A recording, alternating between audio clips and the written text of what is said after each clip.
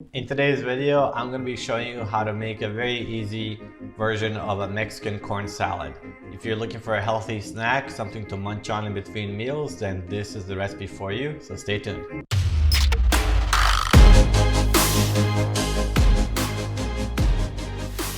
Welcome to the Mexican Cooking Academy, where we celebrate Mexican food, culture, and heritage.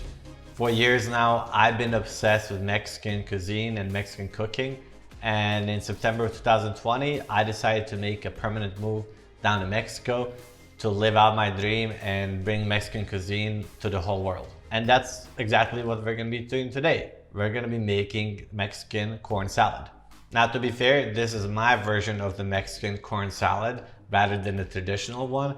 And we take a shortcut in that we don't use corn that's been roasted on a grill, but instead we use steamed corn or corn that's previously frozen or it's in a can.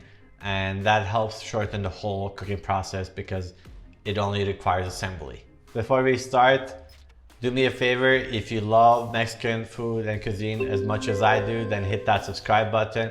I post new content each and every week. Now, personally, I love this recipe for two reasons. One is it requires zero cooking, so it's only assembly.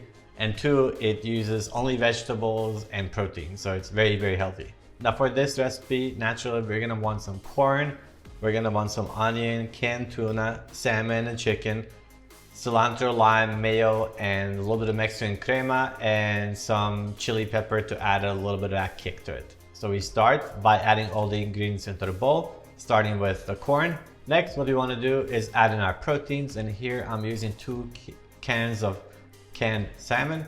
You can use tuna, you can use chicken, that's your preference and your choice. I'm trying out something a little bit different with salmon here, but traditionally I just make this with tuna. Next, we add half of 1 chopped onion. You can use red or you can use white onion for this part. Either way, that's your choice. Next, add chopped cilantro to the mix. And optionally, you can add paprika or ground ancho chili pepper. And you can use any flavor of paprika that you like the best. Finally, you need some fat to help bind all the ingredients together. Traditionally, you would use mayo in this step, but I like to use half mayo and half crema. If you don't have crema or cream, you can use yogurt of your choice just to add a little bit of tangy flavor to it to offset the mayo a little bit. Add a generous amount of pepper and salt and juice of 1 to 2 limes. Stir to mix all the ingredients and it's ready to enjoy. You can serve the salad in a bowl with chips on the side as a party dip. And I really like to eat it in between meals just as a bit of a pick-me-up snack. I hope you enjoyed this recipe, and if you did, hit that like button and hit the subscribe button.